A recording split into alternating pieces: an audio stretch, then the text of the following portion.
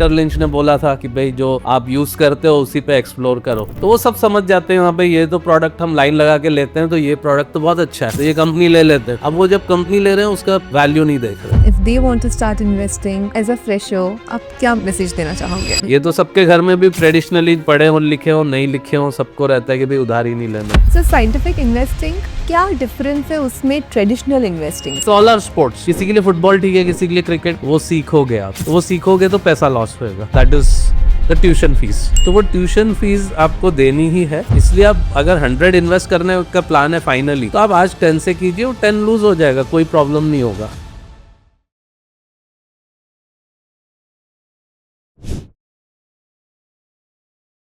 Hi everyone, good morning. I'm Ms. Zeel Doshi Thakkar and I welcome you all to this podcast on Investing with Upsurge. My dear audience, आज का हमारा topic बहुत interesting है। आप जानते हैं there is something called as scientific investing, जहाँ पे ऑफ कोर्स हम फंडामेंटली लॉजिकली रिसर्च तो करते ही है, बट हम इन्वेस्टर्स की एक साइकोलॉजी भी होती है जिसके थ्रू हम सही इन्वेस्टमेंट्स कर सकते हैं, लेस रिस्क लेके अपना अच्छा पोर्टफोलियो बिल्ड कर सकते हैं। तो यही साइंटिफिक इन्वेस्टिंग समझाने के लिए हमारे साथ है आज doctor Vikas Gupta. I welcome you sir to this podcast. Yes, so doctor Vikas is the founder of omni science capital and yes, आज हम इनसे सीखेंगे कि हम कैसे हमारा पोर्टफोलियो साइंटिफिकली बिल्ड कर सकते हैं। बिल्कुल, यस, बहुत अच्छा लगा यहाँ पे आके। तो साइंटिफिक सोचने एक थॉट प्रोसेस है जी, तो उसमें आप कोई भी चीज है कि भाई ऐसे ही नहीं मान लेते हो, आप उसको क्वेश्चन करते हो, ये क्यों है, कैसे होता है, कहाँ से आता है, राइट। तो what is this, why is it true, सही है या गलत है, ये ऑलवेज आप क्वेश्चन करते हो। बस यही साइंटिफिक माइंडसेट यही है। राइट, जो चीज़ दी है बस एक्सेप्ट नहीं करनी है, we have to question it, और फिर आपको रीजनेबल उसके प्रूफ मिले तब आप उसको फॉलो करेंगे। So sir, I have read that you are an engineer from IIT. Yes. So आप engineering से, science से आप कैसे यहाँ पे पहुँचे to portfolio management? What interested you here? जी बहुत स्लोली हुआ और बहुत फनी है थोड़ा सा कि जब हम लोग कॉलेज में थे, हॉस्टल में, तो वो पेपर आता था, उसमें मार्केट सेक्शन होता था, समझ में कुछ नहीं आता था। Of course we were undergrads, right, तो क्या समझ में आएगा, लेकिन वहाँ टेक्निकल एनालिसिस करके कोई अपना बता रहा होगा, तो ऐसे वर्ड लगता था टेक्निकल, और हम भी टेक्निकल हैं, इंजीनियर्स बहुत कंफर्टेबल हैं, होते तो हैं, टेक ये हमारे लिए ठीक होगा, ऐसे लगता था, ये पता करना है। फिर एक आध कोर्स भी था, ऑप्शनल कोर्स होता है जी, तो वो किया, कुछ समझ में नहीं आया, अटेंड भी नहीं किया लेकिन इंटरेस्ट था, राइट। देन यूएस गए पीएचडी के लिए, तो लकीली कोलंबिया यूनिवर्सिटी न्यूयॉर्क में ही है, तो वहाँ पे ही मास्टर्स पीएचडी हुआ। तो वहाँ पे बिजनेस स्कूल में बहुत सारे प्रोफेसर्स वॉल स्ट्रीट वाले होते थे, and they used to talk about derivatives and futures and option, और इसमें बहुत सारा क्वांटिटेटिव चीज़ें लगती है, तो यार हम इंजीनियर हैं, हमें ये अच्छा लगेगा, हम ये करेंगे। तो ऐसे करके वहाँ पे क्लासेस अटेंड की थोड़ी, और फिर पूरा 90s की बात है, बहुत पुरानी बात है, तभी .com बूम होने वाला था, राइट, 95 से 99 तक, तो वो सब ऑब्जर्व कर रहे थे। अगेन एज आई सेड, बहुत ज़्यादा मार्केट वाइज समझ में नहीं आ रहा था, बट यू स्टार्ट गेटिंग कि भाई ऐसे ऐसे मार्केट मूव होता है। और फिर मैंने 99-2000 में कंपनी खोली, nothing to do with markets, more of IT consulting, right, IT.com का जमाना है, राइट, एंड तो हमारे लाइक इंडिया, कोरिया, यूएस, ऐसे तीनों मिला के कुछ करेंगे। वो सब करते करते I was forced to go into the financial aspect of my company, समझा, और उस एंगल से, और फिर सम कंसल्टिंग क्लाइंट ऐसे थे कि .com वाले, सिलिकॉन वैली वाले, जिन्हें M&A करना है, मतलब वेंचर कैपिटल अट्रैक्ट करना है या सेल ऑफ करना है, तो उस एंगल से we started getting into finance side from a VC perspective. Okay, और फिर जब और सीखने की कोशिश की, ओके अब पता करना करते कैसे, तो फिर वापस जो थ्रू आउट 90s वो वॉरेन बफेट वगैरह जो समझ में नहीं आ रहा था जी, वो समझ में आया, भाई अब तो समझना ही पड़ेगा, यस, एंड उसके अंदर जाते जाते फिर सब फनी चीज ये थी, टेक्निकल एनालिसिस अब हमारे लिए absolute no, derivatives no, venture capital भी no. Now we are in fundamental listed equities from long term perspective. तो इसलिए फनी है कि हम जो चीजें एक्सपोज थी वो सब छोड़ दी. अच्छा. और ऐसा ही होता है सर, जब हम बुक से पढ़ते हैं तब इतना नहीं समझ आता, जब हम एक्चुअली करने बैठते हैं या मजबूरी में हमें सीखना पड़ता है कि भाई अब तो ये सीखना ही पड़ेगा, तब हम और सीखते हैं. और सबकी पर्सनैलिटी के हिसाब से अलग अलग चीजें. आज भी किसी के लिए टेक्निकल ठीक होगा, किसी के लिए डेरिवेटिव्स ठीक होगा, किसी के लिए वेंचर कैपिटल ठीक होगा. हमें पता चला हमारे लिए ये long term fundamental investing in stock market, broadly following Warren Buffett and his Guru Benjamin Graham, तो वो हमारे लिए ठीक है. साइकोलॉजी की बात हो रही थी अपनी थोड़ी देर पहले, तो ये उससे मैच होता है. हमारा माइंडसेट क्या है, आपका हो सकता है थोड़ा अलग हो, तो आपको कोई और चीज अट्रैक्ट करेगी और उसमें आपका एक्सपर्टीज आएगी. राइट. तो ये है. वाओ. ओके. सो साइंटिफिक इन्वेस्टिंग, क्या डिफरेंस है उसमें ट्रेडिशनल इन्वेस्टिंग से? तो ट्रेडिशनल देखिए, अभी अपन ने ऑलरेडी 4-5 चीजें बात की, तो ये सब इन्वेस्टिंग ही है. It's like all are sports. किसी के लिए फुटबॉल ठीक है, किसी के लिए क्रिकेट ठीक, किसी के लिए बैडमिंटन, और क्रिकेट में भी फिर T20 भी है और टेस्ट मैच भी है. राइट. तो अपने अपने हिसाब से वो सूटेबल होता है. तो जैसे हमारे लिए टेस्ट मैच है. अब ट्रेडिशनल इन्वेस्टिंग आप किस तरह से डिफाइन करते ये है, पर नॉर्मली लोग सब कुछ मिक्स कर देते हैं जी पहले तो, और वो मिस्टेक है. मतलब सब कुछ मिक्स कर देंगे तो आप कभी ट्रेडिंग भी कर रहे हैं, कभी इन्वेस्टिंग भी कर रही है, कभी बोलते हैं शॉर्ट टर्म कर रहे हैं, कभी बोलते हैं लॉन्ग टर्म कर रहे हैं, कभी आप बोलते हैं हम कोई भी इंस्ट्रूमेंट यूज कर लेंगे, डेरिवेटिव्स भी यूज कर सकते हैं. तो जैसे हमने कभी, एक एग्जांपल दे रहा हूँ, जैसे कोई वेरी क्लोज फ्रेंड, तो उनसे बात हो रही थी, तो एक कोई स्टॉक मैंने बोला ये हमें अच्छा लग रहा है. अब हमें तो अच्छा लग रहा है 3 ईयर पर्सपेक्टिव से, राइट, और हम तो स्टॉक खरीद के बैठ जाएंगे. राइट. एक मैंने बात बोला अभी इसका क्या हुआ, क्या करना है, बोला आपने क्या किया, तो उन्होंने फ्यूचर खरीद के रख लिया. अब फ्यूचर शॉर्ट टर्म होता है, शॉर्ट एक्सपायरी आएगी. हाँ, और उतने टाइम में तो कुछ होना ही नहीं है. हम तो 1 महीना 2 महीना 3 महीने में तो कुछ एक्सपेक्ट ही नहीं करते, और तब तक यहाँ पूरा खेल खत्म. राइट. तो मिसमैच, तब से मैं सबको बोलता हूँ भाई ये मेरा 5 साल वाला है, ये आप मत सुन के कुछ कर लेना, डिस्क्लेमर के साथ. नाइस. सो हमें एज एन इन्वेस्टर हमारा क्या माइंडसेट रखना चाहिए? देखिए, हमें कोई भी स्टॉक टिप देता है या कोई भी एडवाइस देता है कि अरे देखिए, जैसा आपने ही कहा कि मेरे लिए ये शेयर अच्छा है, तो किसी ने ऐसे ही ब्लाइंडली फॉलो कर लिया. सो हमें एज एन इन्वेस्टर क्या माइंडसेट रखना चाहिए अगर मुझे साइंटिफिक मेथोडोलॉजी फॉलो करनी है तो? Great question.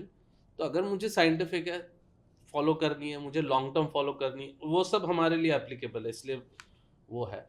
तो आपको सबसे पहले तो किसी की सुनना नहीं है. ओके. राइट. किसी और से आइडिया लेना ही नहीं है, चाहे वो टीवी हो, चाहे अपसर्च हो, आइडिया नहीं लेना. आप मेथड सीखिए, सब सीखिए. बिल्कुल. आपको अपने आप से सर्च करनी है, ठीक है, या ओमनी साइंस हो, आपको आइडिया नहीं लेना है किसी से. तो आप अपनी रिसर्च करेंगे, आप अपने प्रोसेस से ढूंढेंगे, उसमें अगर वो फिट हो रही है चीज, तो आप सोचेंगे हाँ ये लिया जा सकता है. राइट. और जब आप आपके प्रोसेस से फिट हो रही है, तो आपको पता है कितना क्वांटिटी लेनी है, कितने साल के लिए लेनी है, या कितने वीक्स के लिए लेनी है, जो भी आपका प्रोसेस होगा. तो साइंटिफिक आप नॉन फंडामेंटल में भी लगा सकते हो, लेकिन हमें तो फंडामेंटल में लगाना आता है जी. तो हम उसी हिसाब से सोचेंगे. यस, कभी कभी किसी ने बताया और आपको है ट्रस्ट कि ये बहुत अच्छा रिसर्च करते, तो आप ले सकते हो, और आप फिर भी आप उसको टेस्ट करेंगे. साइंटिफिक प्रोसेस ये हुआ कि आपने अपना प्रोसेस डिफाइन किया हुआ है, और उसमें चेक करेंगे कि उसमें फिट हो रहा है या नहीं. तो टीवी पे या कहीं भी कोई जो ले रहा है वो तो बहुत एक्साइटेड है, वो तो पॉजिटिव है, वो तो बहुत स्ट्रांगली बोलेगा ये बहुत अच्छी चीज है, ये है, वो है. राइट. लेकिन आपके लिए सूटेबल नहीं है, तो आप इन्हें नहीं लेना. That is scientific investing. तो सर देखिए, सबको तो रिसर्च करनी नहीं आती. करेक्ट. देखिए, कुछ जन होते हैं, जैसे कोई कॉमर्स से होगा, किसी ने पोस्ट ग्रेजुएशन किया होगा, वो शायद कर पाए, बट हर कोई कर नहीं पाता. बिल्कुल. तो क्या आप कुछ पैरामीटर्स बता सकते हैं कि चलो आप अगर बेसिक इन्वेस्टर भी हो या आप नॉन फाइनेंस के हो, तो आप क्या पैरामीटर्स देखो, खुद के लिए क्या चेकलिस्ट बनाओ आप कुछ बिल्कुल, बता सकते हैं हमें? बिल्कुल बिल्कुल बता सकते हैं। मैंने करीब 10 साल पहले ईटी में भी एक आर्टिकल लिखा था, मैं उसको मोस्टली फॉलो करूंगा अभी। जी। Method of, I call it Graham and Buffett's will. तो ओके। बेंजामिन ग्राहम वो बफेट के गुरु हैं, तो वो और उनका कॉम्बिनेशन का प्रोसेस हम्म, ब्रॉडली, ठीक है। अभी तो ये साइंटिफिक इन्वेस्टिंग है, काफी इवॉल्व हो चुका है, बट मैं एकदम सिंपल बताता हूँ। जी। सबसे पहले आपको छोटे स्टॉक्स नहीं देखना, क्योंकि उनके बारे में इंफॉर्मेशन आपको कम मिलेगी। तो आप कोशिश कीजिए 1000 करोड़ प्लस के स्टॉक्स देखें। और आप एकदम ही बिगिनर हो तो मैं बोलूंगा लार्ज कैप में ही आप स्टे कीजिए। पहले तो 100 टॉप 100 में से ही सर्च कीजिए। स्क्रीनर्स बहुत सारे हैं अवेलेबल, राइट।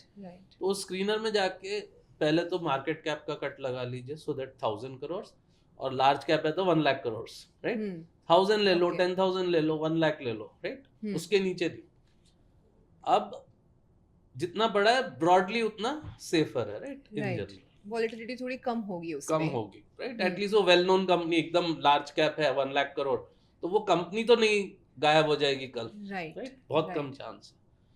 और इन्फॉर्मेशन हायर कंपनी में ज्यादा होती है normally, yes, available to public, right. तो वो पहला क्राइटेरिया हो गया। सेकंड, आप सबसे इंपॉर्टेंट मैं बोलता हूँ, आप कुछ मत याद रखो, ये इस एपिसोड का एक चीज याद रखो, हाई डेट नहीं लेना है। हाई डेट कंपनी नहीं लेनी, जिन्होंने बहुत लोन्स या बोरोइंग लेके रखी हो, वैसे ही अवॉइड करनी, वो अवॉइड करनी। क्योंकि हाई डेट कंपनी, अगर डेट आप नहीं पे कर पाए, जो भी रीजन से कंपनी नहीं कर पाई, तो वो जिसने लोन दिया है बैंकर, उसकी हो जाएगी, शेयर होल्डर जीरो हो जाएगा। तो जो मार्केट में बोलते हैं कि stock can go to zero, ये 99% तभी हो सकता है जब कंपनी ने खूब सारा लोन लिया हो, राइट। तो ये होने के चांस है, और अच्छे चांस है। इसलिए आपको वो हाई डेट अवॉइड करना है। तो डेट टू इक्विटी एक रेशियो होता है, डी डिवाइड बाय ई। तो डी बाई ई आप 50% से लेस या 30% से लेस ऐसे कोशिश कीजिए। तो आप इसको स्टिक करेंगे तो मिस्टेक्स तो अवॉइड हो जाएगी, है ना।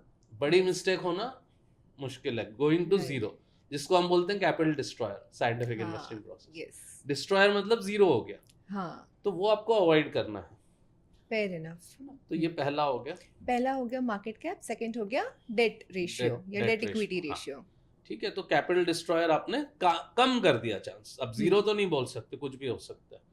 सेकंड प्रोसेस आपको देखना है कि कंपनी का कॉम्पिटिटिव एडवांटेज होना चाहिए। तो कॉम्पिटिटिव एडवांटेज कैसे मिलेगा? या तो हाई मार्जिन हो कंपनी की, या तो हाई रिटर्न ऑन कैपिटल हो, है ना। तो ये सब चीजें जब हाई रहती हैं नॉर्मल से, यानी निफ्टी का एक नंबर है और आपकी कंपनी का उससे हायर नंबर है, तो आप समझ सकते हैं कि भाई एवरेज से ऊपर है कंपनी, तो इसके पास कुछ एडवांटेज होगा। इसलिए वैसे तो लिस्टेड कंपनी है तो चांसेस है कि ऑलरेडी वो बाकी अनलिस्टेड कंपनी से ज्यादा एडवांटेज है, राइट। बट उनमें भी एवरेज के ऊपर वाली देखोगे तो थोड़ा और सेफ हो जाएगा। सो ये हम आइडेंटिफाई कैसे करेंगे? क्या उनके पास कोई ऐसा प्रोडक्ट है जो कोई और नहीं बनाता, या इनके मार्जिन हाई है, या इनके कॉम्पिटिटर बहुत कम है? ये एडवांटेज कैसे सर्च करें हम? तो आपको क्वांटिटेटिवली स्टार्ट करना है पहले। अगर आपका एडवांटेज है तो आपको मार्जिन हाई लेते आना चाहिए, क्योंकि जैसे दो लोग कॉफी बेच रहे हैं जी, अब एक की 100 रुपीज की है, दूसरा 150 रुपए चार्ज कर पा रहा है, इसका मतलब है कि उसके पास प्राइसिंग पावर है, राइट। वही 100 वाली चीज वो 150 में बेच रहा है और लोग ले रहे हैं, राइट। तो दैट मीन्स कुछ तो एडवांटेज है, या तो उसका टेस्ट अच्छा है, या उसका ब्रांड अच्छा है, या उसका एक्सपीरियंस अच्छा है, राइट। जहाँ पे बैठ के आप पी रहे हैं, तो वो 150 ले पा रहा है 100 की चीज जो नॉर्मली है, तो मार्जिन उनका बेटर होगा, रिटर्न ऑन कैपिटल बेटर होगा, इसको बोलते हैं प्रॉफिटेबिलिटी। प्रॉफिटेबिलिटी रेशियोस बेटर होंगे, तो आप मार्जिन देख लो, और ऑपरेटिंग मार्जिन, EBIT मार्जिन, या रिटर्न ऑन इक्विटी, या रिटर्न ऑन कैपिटल, ये सब चीजें एवरेज से हाई होनी चाहिए। ओके, पीयर्स से थोड़ी बेटर होनी चाहिए जब हम कंपेयर करते हैं तब, तो उसको कुछ एडवांटेज है इसका। अब वो रीजन बहुत सारे होंगे, like you said, better product हो सकता है, बेटर ब्रांड हो सकता है, लाइसेंस हो सकता है, पैटेंट हो सकता है, राइट, जो सिर्फ उनका हक है कि यार ये मेरा कॉपीराइट है, ये मार्केट में सिर्फ मैं बेचूंगा, कोई और नहीं बेच सकता, दैट इज आल्सो ओके। ठीक है, सो ये हो गए हमारे 3 पैरामीटर्स, और कुछ जो हमें देखना चाहिए। तो इससे हमें मिल जाते हैं कैपिटल इरोडर्स, वो अवॉइड हो जाते हैं। कैपिटल डिस्ट्रॉयर थे, डेट इक्विटी से हमने निकाल दिए। कैपिटल इरोडर्स कॉम्पिटिटिव एडवांटेज देख के हमने जिनके कम था एडवांटेज उनको हटा दिया। समझा। क्योंकि जिसका कम है तो रिटर्न ऑन इक्विटी समझो कम है, किसी किसी कंपनी लिस्टेड कंपनी और 7-8-9% होता है, तो उससे अच्छा तो आप बैंक में पैसा रख सकते थे एज अ शेयर होल्डर। और अब वो कंपनी इतना सारा सेम पैसा लेके उसको फैक्ट्री डाल रही है, लोगों को एम्प्लॉय कर रही है, और इतना सारा सप्लायर से खरीदना, प्रोडक्शन करना, कस्टमर को बेचना, और उसके बाद आप कमा तो वही रहे हो जो आप बैंक एफडी में रख देते थे। तो फिर फायदा क्या हुआ? तो something is wrong with that company. या तो उसका मार्केट पोजीशन खराब है, कॉम्पीट नहीं कर पा रही है, या फिर नॉर्मली मैं बोलना नहीं चाहता हूँ पर कॉर्पोरेट गवर्नेंस खराब है, इसका मतलब दो में से एक है। Corporate governance is surrounding the management, right? कि management decisions making and all. तो वो आप दोनों केस में आपके लिए ठीक नहीं है, क्योंकि आपका पैसा इरोड हो जाएगा। इरोड यानी धीरे धीरे धीरे कम हो जाएगा, कम हो रहा है, यानी मल्टीप्लाई अभी भी हो रहा है 6-7% से, लेकिन इन्फ्लेशन के कंपेयर करके और जो रिस्क आप इक्विटी मार्केट का ले रहे हो उसमें फिर ये ठीक नहीं है आपका। एक्चुअली तो रिस्क एडजस्टेड इरोड हो रहा है। तो ये हो गया तीसरी। अब लास्ट क्राइटेरिया, ये सबसे इम्पोर्टेंट है, लास्ट या सेकंड लास्ट बोलूंगा मैं, सबसे इम्पोर्टेंट है, इसको हम बोलते हैं अब सब जो कंपनी बचेगी they are all what we call good to great companies, क्योंकि सब में कॉम्पिटिटिव एडवांटेज है, सब में डेट कम है, स्ट्रॉन्ग बैलेंस शीट है, बहुत कुछ है, राइट? अब सब अच्छी कंपनी है, लेकिन इसमें प्रॉब्लम क्या होता है, मार्केट है ये, तो जो बहुत अच्छी कंपनी होती है सबको पता चल जाती है, और जब सबको पता चल जाती है तो आपको भी खरीदना है, मुझे भी खरीदना है, इन्हें भी खरीदना है, सबको खरीदना है, उसका रेट बढ़ने लगता है। At some point it is a great company but not a great investment. Every great company is not a great investment. Only great company at great price is a great investment, और great price usually आसानी से मिलेगा नहीं, वो under value ढूंढना पड़ेगा कि वो सच में अंडर वैल्यूड है, ये राइट टाइम है, चलो अब खरीदते हैं।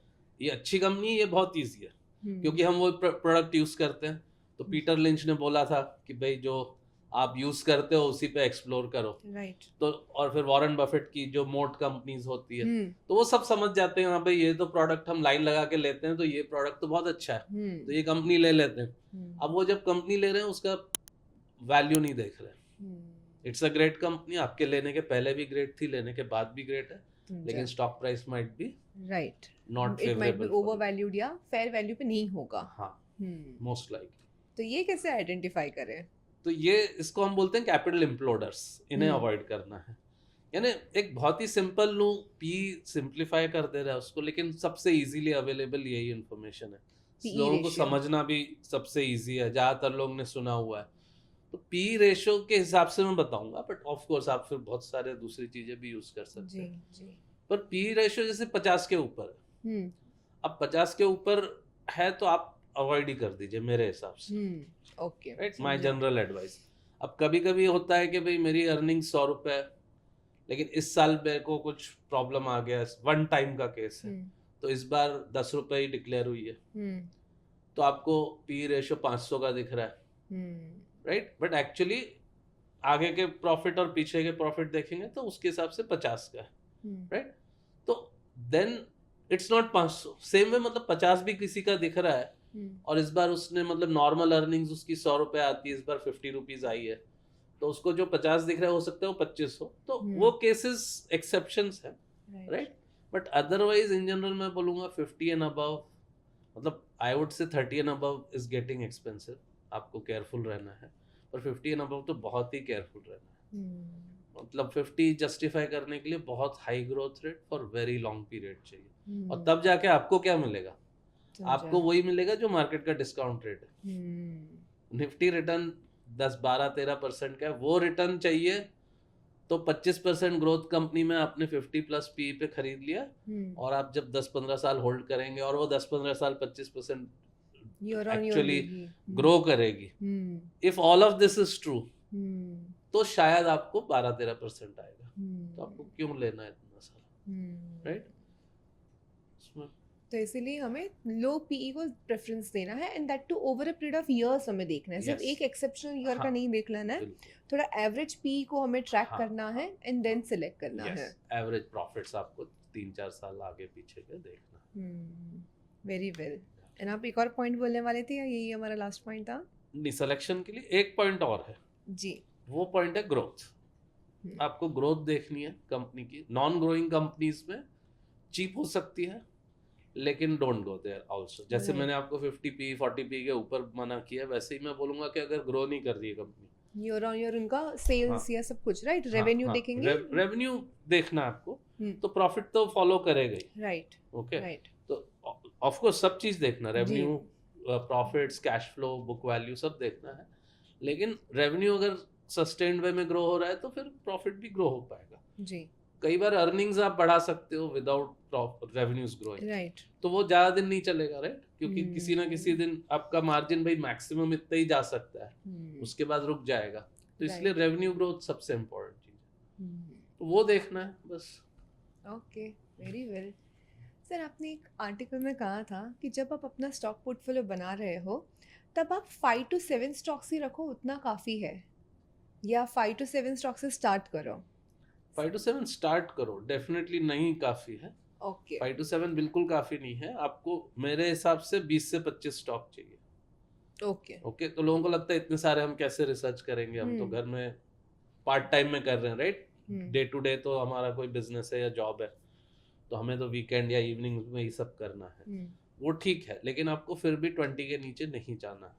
ओके, तो 5 to 7 जो मैंने बोला था, मैंने ग्रोथ फैक्टर्स बोला था, मैं बताऊंगा, ओके, बट बेसिकली 20 कंपनी, और ये नहीं कि मुझे ये बहुत अच्छी लग रही है तो मैं इसमें 15% ऑफ माय पोर्टफोलियो डालूंगा, नहीं, आप 20 रख रहे हो तो आपको 5% रफली एक एक कंपनी कैपिंग रखनी चाहिए हमें हमारे पोर्टफोलियो में कि हाँ, भाई इतना ही एक कंपनी में डालेंगे समथिंग। क्योंकि जैसे मेरा एक क्लोज फ्रेंड है, उन्होंने यस बैंक जब से लिस्ट हुई, वो again no recommendation, buy sell hold कुछ नहीं, एक इलस्ट्रेशन के लिए मैं बता रहा हूँ जी, तो उन्होंने वो कंपनी ली हुई थी और वो कंटिन्यूस लेते रहते थे, जैसे लोग SIP करते हैं ना मंथली, कि भाई इससे मेरा नेक्स्ट जनरेशन का के लिए मैं क्रिएट कर रहा हूँ, and this is the next HDFC bank, right, ऐसे करके एक और था भी, सबके दिमाग में ये था कि ये कंपनी ऐसे बन सकती है, तो लोगों ने पूरा 100% एक ही स्टॉक में डाल दिया, and then we know what happened, right,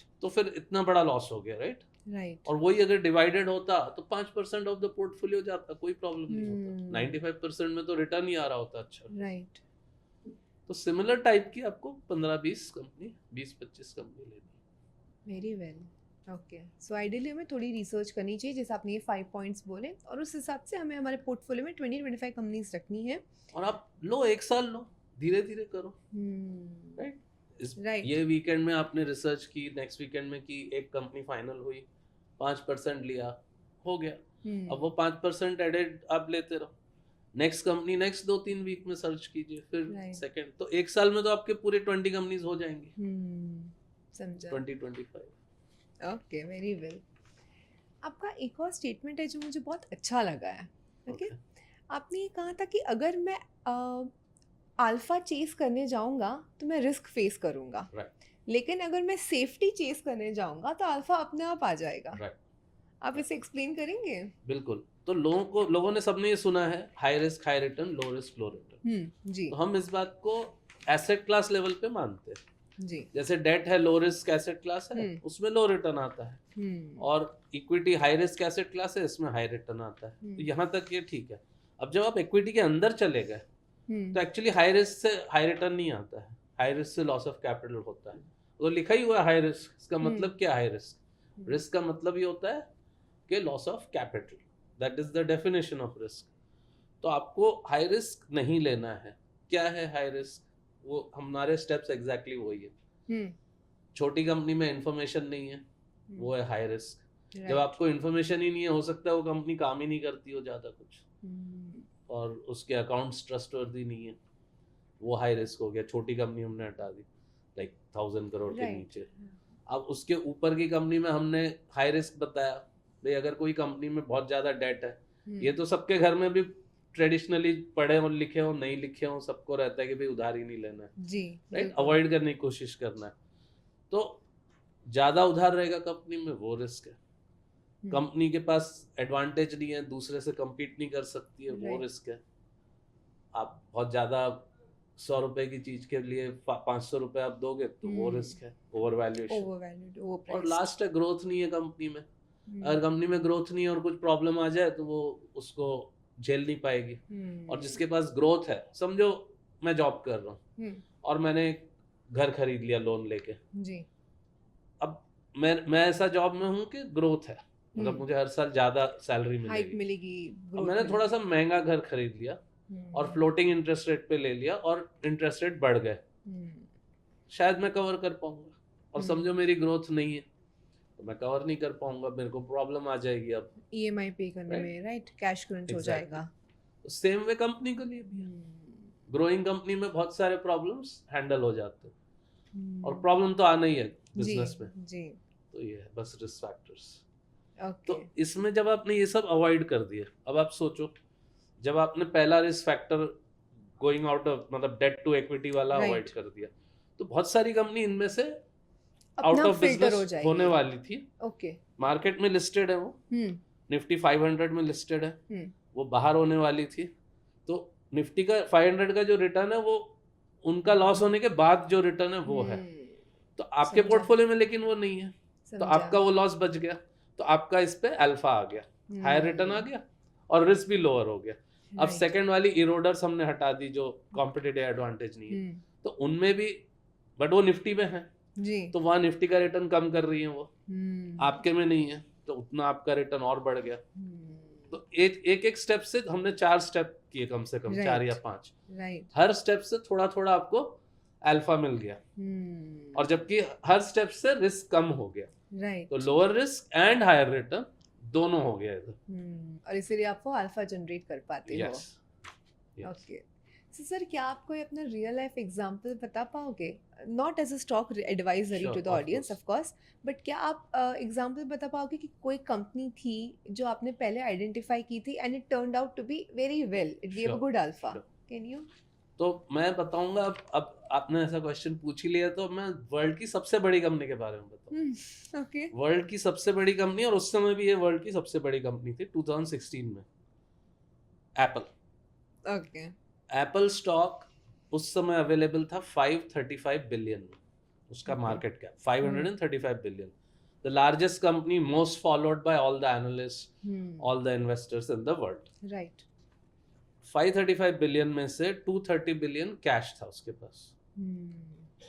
तो ऐसे समझो कि आप एक फ्लैट लेने जा रहे हो, 5.5 करोड़ का फ्लैट है और उसमें 1.5 करोड़ कैश रखा हुआ है, तो सूटकेस रखा है कैश, अगर आपने पूरा फ्लैट खरीदा तो आपको वो सूटकेस भी मिलेगा। तो आप कैसे करोगे कि मैं एंटर हुआ जैसे ही मैंने खरीद लिया 5.5 करोड़ में, 1.5 करोड़ तो मेरा वैसे पॉकेट में आ गया, राइट, क्योंकि सूटकेस रखा हुआ है, तो मुझे 4 करोड़ का फ्लैट पड़ा, right. Same way Apple 535 billion market cap, 230 billion cash, तो कितने की पड़ी? 305 billion, right, 300 billion, already company के पास कैश था रिजर्व्ड कैपिटल फॉर्म में। तो 300 बिलियन की पड़ी रफली आपको, थोड़ा बहुत डेट भी था, दोनों था, तो लेट्स से 50-60 बिलियन का डेट था, तो 350 बिलियन की पड़ी।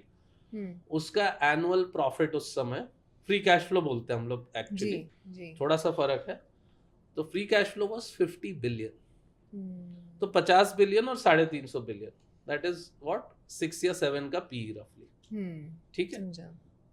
इफेक्टिवली बस 6 या 7 के पी पे आपको वर्ल्ड्स लार्जेस्ट कंपनी मिल रही है, एप्पल, जिसके पास आईफोन प्रोडक्ट है, जिसके पास आईपॉड, आईपैड, ये सब उस समय थे। तो फिर इतने सस्ते में क्यों मिल रही थी? इतने सस्ते में इसलिए मिल रही थी 2011 में स्टीव जॉब्स हैड डाइड, और अब 2016 हो गया है, एक भी नया प्रोडक्ट नहीं आया, तो लोग घबरा रहे हैं कि अब इसकी ग्रोथ कहाँ से आएगी, और इसलिए इसका प्राइस गिरा दिया उन्होंने, राइट। तो अब ये ग्रेट कंपनी है हमारे हिसाब से, और ग्रेट प्राइस पे है, लेकिन बहुत सारे प्रॉब्लम है, ऐसा लोग बोल रहे हैं, best of the best analyst, right, wall street के, ये लोग बोल रहे हैं कि नहीं ये तो प्रॉब्लम है। तो हमने क्यों ली? हमने क्या देखा, पहली बात जैसे मैंने बताया कि इतनी प्रॉब्लम है और 50 बिलियन का तो प्रॉफिट है जो डिस्ट्रीब्यूट कर सकते हैं right आप free सबको, cash flow is the available cash with the company which it can distribute to the people or to the investors shareholders. right तो 50 बिलियन तो दे देगी। अब आप जस्ट कंपैरिजन के लिए जो यूनिकॉर्न की हम बात करते हैं कि कोई कंपनी यूनिकॉर्न बन गई, वो यूनिकॉर्न कब बनती है स्टार्टअप में, जब $1 बिलियन उसका मार्केट कैप होता है, सेल्स नहीं होती, रेवेन्यू नहीं होती, प्रॉफिट Right. नहीं होता, $1 बिलियन मार्केट कैप। यहाँ पे एक कंपनी है जिसके पास $50 बिलियन तो बांटने के लिए है, free profit. Can you imagine? Right. तो वो कंपनी ट्रबल में तो है ही नहीं। ठीक है। सेकंड क्वेश्चन आया ग्रोथ का। ग्रोथ नो प्रॉब्लम, देखते हैं कैसे उसको समझना है। नया प्रोडक्ट नहीं आया, एडमिटेड। $10 बिलियन 10 बिलियन का R&D खर्चा था उस समय, उसका R&D spending 10 billion every year. अब R&D तो 4-5 साल लगता है, तो हम 4-5 साल का बजट जोड़ सकते हैं एंड देख सकते हैं टुगेदर दैट $50 बिलियन का R&D रफली लास्ट 5 इयर्स में इसने किया है। अब इससे कितना निकलेगा प्रोडक्ट? कितने R&D कर रहे हैं तो कुछ ना कुछ तो लॉन्च करने के लिए R&D कर रहे होंगे। एग्जैक्टली। और 10 बिलियन हर साल डालना मतलब आपके पास कितने सारे इंजीनियर्स होंगे, टेक्निकल एक्सपर्ट्स होंगे, राइट, टू डू दैट। तो वो एक चीज। अब 50 बिलियन का फिर भी आपको क्वांटिफाई करना है, आप साइंटिफिक इन्वेस्टर हो, आपको क्वांटिफाई करना है, ऐसे नहीं कि हो जाएगा कुछ। तो 50 बिलियन हमने कंपेयर किया वेंचर कैपिटल से। भाई सबसे बड़ा स्टार्टअप या न्यू प्रोडक्ट कहाँ से आता है? Silicon valley. तो सिलिकॉन वैली में वेंचर कैपिटल वालों के पास कितने पैसे?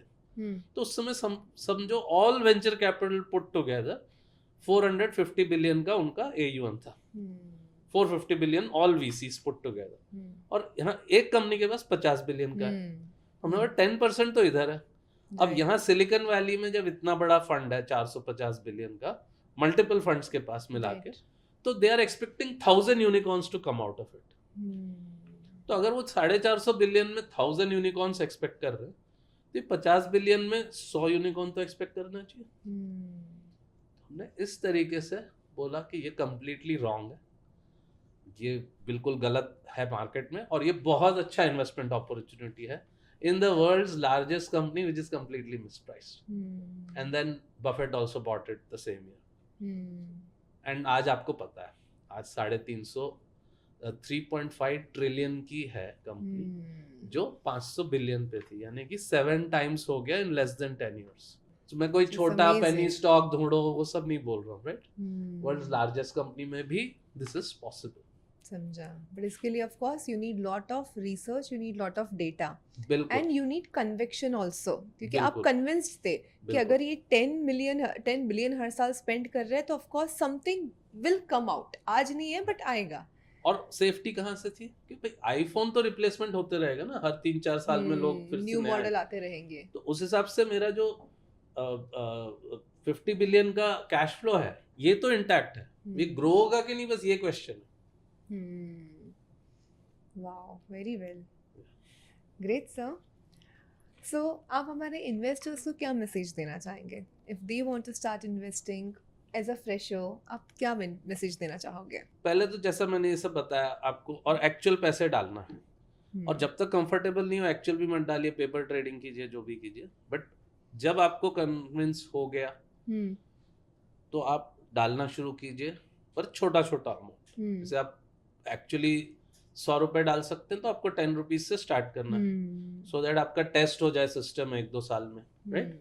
वंस आप प्रॉपर रियल मनी डाल के, लेकिन which will not hurt you, क्योंकि 100% आप चालू करने के बाद पता चलेगा कुछ तो भी और रह गया था, वो सीखोगे आप, तो वो सीखोगे तो पैसा लॉस होएगा, that is the tuition fees, right. तो वो ट्यूशन फीस आपको देनी ही है, इसलिए आप अगर 100 इन्वेस्ट करने का प्लान है फाइनली, तो आप आज 10 से कीजिए, और 10 लूज हो जाएगा, कोई प्रॉब्लम नहीं होगा। 100 तो वहीं का वहीं, 90 बचा हुआ 90 है हमारे पास, and you will recover and you will learn, और वो याद रहेगा क्योंकि आपने पैसा लॉस किया। yes, तो इस तरीके से स्टार्ट करना है, और आप हमारे स्मॉल केसेस तो अवेलेबल हैं ही, उसको देख देख के आप सीख सकते हो। Sir, AI is taking over the markets, okay? So do you feel कि बहुत सारी कंपनीज का बिजनेस डिसरप्ट हो सकता है? क्योंकि कई बार लार्ज कंपनीज का भी वी नेवर नो कि भाई कोई न्यू टेक्नोलॉजी आ जाए, बिल्कुल कुछ न्यू एआई आ जाए और वो बड़ी कंपनी को भी हिला दे. बिल्कुल सो ये ऐसा हो चुका है ऑलरेडी और ऐसा गारंटीड होने वाला है। तो जो एआई साइड की कंपनियां हैं या जो यूज़ करेंगी वो डिसरप्टर्स रहेंगे, और जो नहीं यूज़ करेगी या स्लो रहेगी यूज़ करने में, दे विल गेट डिसरप्टेड। ये तो फैक्ट है, इसमें कोई डाउट नहीं है। तो आपको उसके लिए थोड़ा सा एक्सपोजर डिसरप्टर साइड में होना चाहिए, राइट? जैसे यूएस में नॉर्मली लोग बोलते हैं S&P 500 ले लो तो काम हो जाएगा, ETF ले लो बस, that is enough, but that is not enough. यहाँ पे कंपनीज हैं और आपको टेक कंपनीज में लेना है जो लोग एआई का काम कर रहे हैं, सो दैट जब डिसरप्शन होगा तो आप विनिंग साइड में भी आपका थोड़ा स्टेक है, क्योंकि ये लूजिंग साइड है। जैसे लूजिंग साइड क्यों बोलते हो, 2005 में S&P 500 में टेक कंपनीज का 15% वेटेज था, आज 30 to 40% वेटेज है, कम से कम, उससे भी ज्यादा है। तो आप सोच लिए 10 साल बाद कितना होगा। तो सेम वे इंडिया में भी जो निफ्टी ETF ले लो हो जाएगा, तो उसमें प्रॉब्लम यही है कि Nifty ETF will be on the side of getting disturbed. Yes, इसमें भी कुछ टेक कंपनीज हैं, कुछ कंपनीज एआई वाली हैं, लेकिन आपको एक अलग से एआई डिसरप्शन थोड़ा साइड सा हमें में रिसर्च करके ढूंढना पड़ेगा कि कौन हाँ, सी कंपनी उसको हाँ, डेवलप कर रही हाँ, है और उसे भी हमारे पोर्टफोलियो में रखना रहना होगा, चाहिए। यस, सो दैट जब भी उनका वो डिसरप्टिव प्रोडक्ट आ जाए मार्केट हिलाने Yes, वाला, तब we exactly. Have it in our portfolio in advance. Exactly. तो आप हेजिंग जो बोलते हैं, एक अलग तरह का हेजिंग। सर आपने ये सब तो मुझे कहा कि हमें कंपनी के फंडामेंटल्स देखने चाहिए, हमें ग्रोथ देखना चाहिए, बट हमारा जो ह्यूमन नेचर है, ओके, हम इन्वेस्टर्स का नेचर थोड़ा ग्रीडी है। हम बहुत बार इम्पेशेंट हो जाते हैं कि यार छोड़ो ये सब फैक्टर्स को, ये कंपनी ग्रो हो रही है, चलो इसमें पैसा डाल दो, हम ग्रो हो जाएंगे। हम हमारी ग्रीड को कैसे कंट्रोल कर सकते हैं? हम पेशेंस कैसे रह सकते हैं? तो जैसे हम बोलते हैं साइंटिफिक इन्वेस्टर के लिए 3 कैरेक्टरिस्टिक्स होना चाहिए। पहले ओरिजिनलिटी, यानी जो सब लोग कर रहे हैं वो मुझे नहीं करना है। जैसे मैंने पहले ही कहा था, सुन के लेना ही नहीं है। ओके, अगर आप सुन रहे हो तो आपको उल्टा उस पे डाउट आना चाहिए। आपको टीवी पे क्रिटिकल थिंकिंग जिसे हम बोलते हैं, कि कुछ गड़बड़ है, ये मुझे क्यों सुनाई दे रही है, ये कंपनी क्यों पेपर में आ रही है, तो कंपनी कोशिश कर रही है अपना नाम डाल, तो you have to actually be careful कि what is wrong with the company.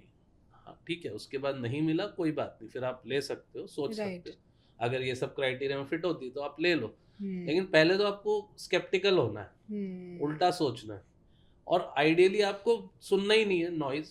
आप अपना प्रोसेस से स्क्रीनर्स लगा के, जैसे मैंने बताया, आप अपना ओरिजिनल पोर्टफोलियो स्टॉक सिलेक्शन कीजिए, ओरिजिनल क्राइटेरियाज रख के सर्च कीजिए, that is one factor. That is one. Second is character या कन्विक्शन भी बोलते हैं लोग, कि अब वो जो आपको मिलेगा वो कोई ले नहीं रहा, उसके बारे में कोई बात नहीं हो रही, कोई रिसर्च रिपोर्ट नहीं आ रही, पेपर में नहीं है, टीवी पे नहीं है, कहीं नहीं है, राइट?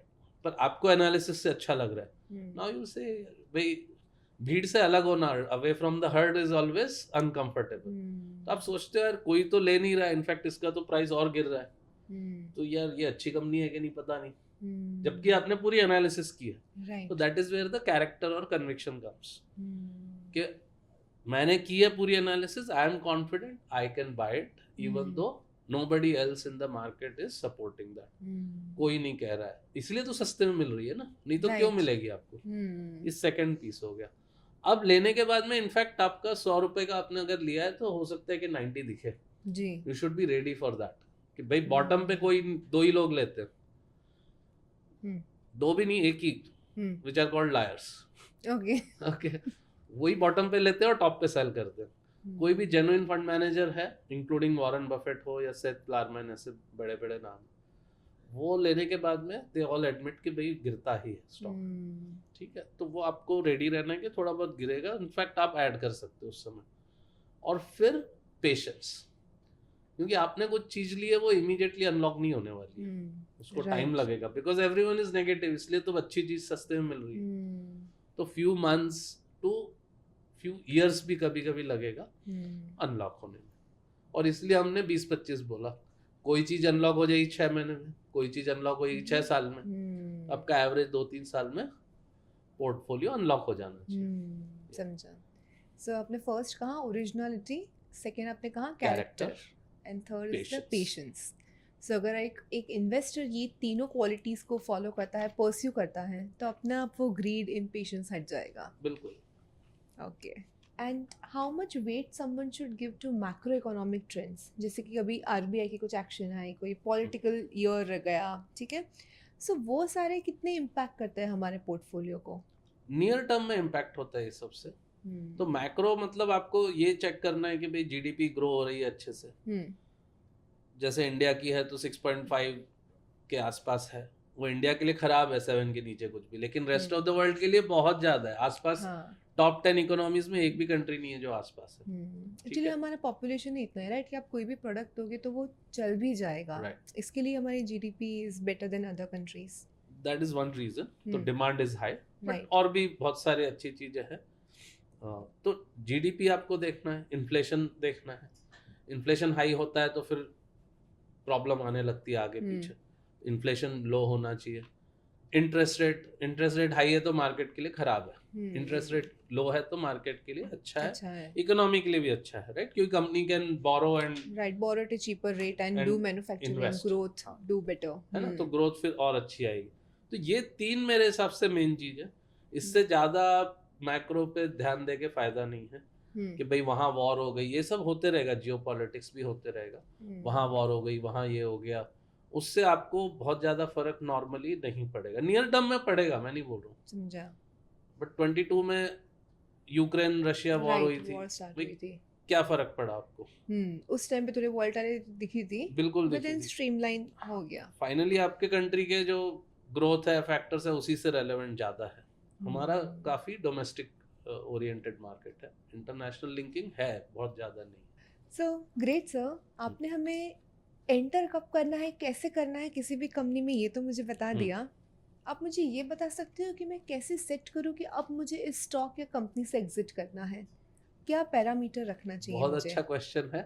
तो ये तो वही अभिमन्यु वाला हो गया. चक्रव्यूह में घुसना कैसे हम बता चुके हैं. अब चक्रव्यूह से निकलना कैसे है, तो घुसना तो आसान है फिर भी, राइट. तो निकलने के लिए ये है कि जो आपने जैसे 20-25 स्टॉक लिए हुए हैं, हर स्टॉक का आपको, जैसे मैंने बताया कि भाई ये प्राइस पे चीप है, तो उसके लिए ऑफ कोर्स आपको पी रेशो और बहुत सारी चीजें देखनी पड़ेंगी. बट रफली मैंने जैसे बताया कि भाई पी आप 30 के ऊपर है तो बाय मत कीजिए. तो जब आप खरीद रहे हैं मतलब आप 10, 15, 20, 22, 25 पे खरीद रहे हैं, और जब ये 30, 35, 40 हो जाएगा लेट्स से, तब डेफिनेटली निकलने का समय आ गया. क्योंकि एक रफ बोल देता हूँ, जैसे कि 20% फॉर 20 इयर्स अगर कंपनी ग्रो हो रही है तो उसके लिए 40 पी इज सफिशिएंट. ओके. तो अब इतनी हाई ग्रोथ वाली बहुत कम कंपनी जो समहाउ आपको मिल गई 20-22 के पी पे आपने ले ली थी, तो अब 35-40 आ गया है, अब आप निकलने लगी. अब आप suddenly fundamental investor, scientific investor से मोमेंटम इन्वेस्टर मत बन जाइए. जो था मोमेंटम वो कर रहा है, उसे करने दीजिए. नाउ यू डोंट से कि भाई अब ये तो रेट और ऊपर जाएगा तो मैं इसको अभी लेता हूँ. आपको सेल करना है, कुछ नहीं है तो कैश में बैठ जाइए और ढूंढिए, आपको मिल जाएगा कोई और चीज, क्योंकि मार्केट में हर समय कुछ ना कुछ मिसप्राइस्ड है. इवन एवरी बबल पीक, यानी कि जैन 2008 में, जो कि एक बहुत बड़ा बबल था, उस समय आपको आज की फेवरेट्स जो हैं लास्ट 5-10 इयर्स की, हिंदुस्तान लीवर, डाबर, इमामी, ये सब आपको चीप में मिल रही थी. उस टाइम सब लोग आईटी के पीछे भाग रहे थे, तो ये शायद एफएमसीजी थोड़ा अंडरवैल्यूड था. रियल एस्टेट के पीछे, इंफ्रास्ट्रक्चर के पीछे उस समय उस पे भाग रहे थे, तो पूरा एफएमसीजी चीप था, full pack. You could by any FMCG and it was hardly 15, 17, 20 P. आज सब 50, 60, 70, 100 ये रेंज में उस समय आप ले सकते थे. तो ऐसे हर पीक में आपको अच्छी अच्छी चीजें मिलेंगी, ढूंढना है. Okay. Thank you very much sir. I am very sure कि आज हमारे ऑडियंस ने ये हमारा पॉडकास्ट बहुत इन्जॉय किया होगा, क्योंकि मैंने तो बहुत इन्जॉय किया ये सब सुनने में. So thank you very much for being on our show. Thank you. Yes, so my dear audience, आपको क्या अच्छा लगा आज के हमारे पॉडकास्ट के बारे में, प्लीज़ हमें कमेंट में बताइए. एंड और आप हमसे क्या सीखना चाहते हो, क्या जानना चाहते हो, please put in comment and we will try to bring that content for you. Okay, see you.